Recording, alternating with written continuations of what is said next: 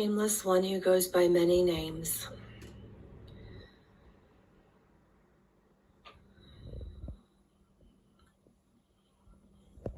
The way that you have conceptualized your world requires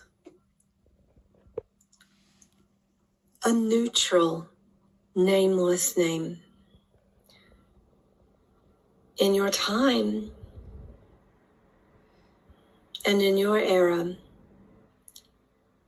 of human law, conditions and structures of the nameless, you as a collective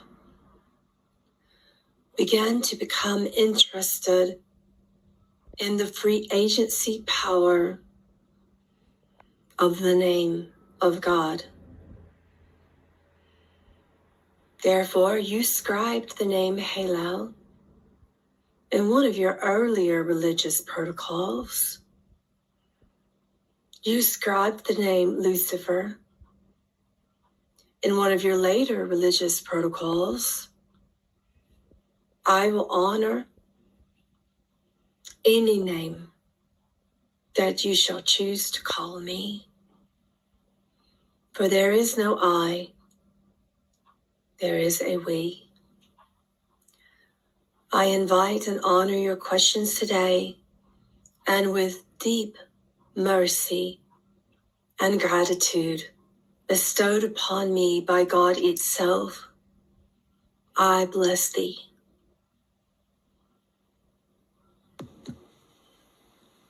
Thank you. Our first question: what is the human conscious collective's greatest growth opportunity now?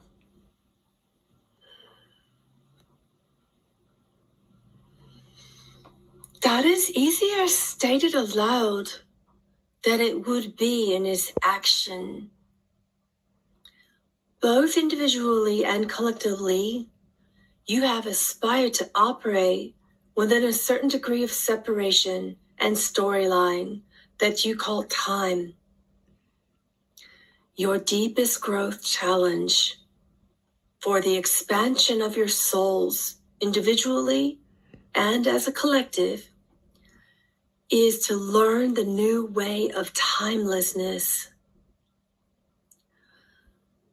The way of God has always been that of timelessness. This is an era of the in-between. You are in a gap between sound and silence, a rest point that the mind feels chaotic when observing would be a point indeed when one could dip one's toe into the wading pool before the mind has learned to swim. You are not manifesting a miracle. It is being evidenced and displayed through you for your observation. And in this rather loving anecdotal experience, you are returning to the world of the mystic. And in the world of the true mystic, there is a timelessness that is honored, a period of faith and contemplation. You must wait patiently with deep trust for God to display itself not to you or from you, not to others or from others, but through you and through each other. You are operating collectively in deep mystical teamwork. You must rely upon God to be expressed through trust, faith, patience, tolerance, mercy, and contemplation. This is just on the surface level of the mind's deeper opportunity for growth. Individually speaking, in a modern era, you are mystics that finally stepped outside of the temple. You are no longer the sleeping prophets, but the awakened, contemplating prophets in motion for God.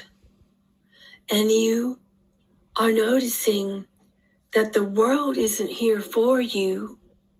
You are here for what you can offer the world. You are noticing that you are not here to be served and to have your spiritual missions and callings displayed and given to you based upon form or valuation systems of worth. You are here to command that mission, and you are here to serve with it. You are here to choose it, honor it, and create with it powerfully and palpably. You are here to serve in the realm of the timeless, while the body and the mind are the servants to time. You are here at an in-between wakefulness. It is as if you are on a precipice of a big remembering while still partially being asleep. You are here to cease the asking and praying for revelations, but to create them. You are here to be commanded by grace, not to command it to serve you, but to serve with grace through your actions and service. You are a volunteer of grace. You are all passengers of the same ship.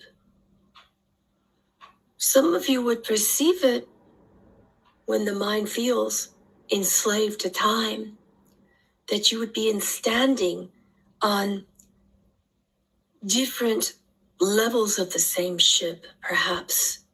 And the more you perceive that you are in victimhood, that you are cycling between the stages of victim or victor, you will perceive either standing at the helm or standing at the side and tossed over by any random wind. Is your mind that weak? You have been building it for millions of years to withstand the storms, the chaos, the opportunities that you have collectively made avail to yourselves. Many stand at the very helm of the ship, awaiting the waves with outstretched arms.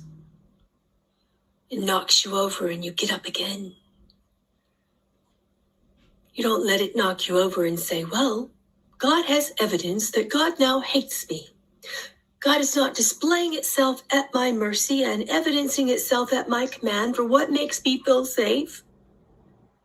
Therefore, I'm going to go sit at the back of the ship or drown at the bottom.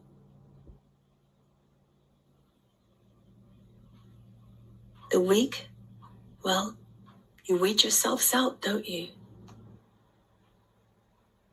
As Lilith has often displayed to you, get with the program or get off the ship. We are sailing home together. Life here is glorious and painful, full of grief and grace,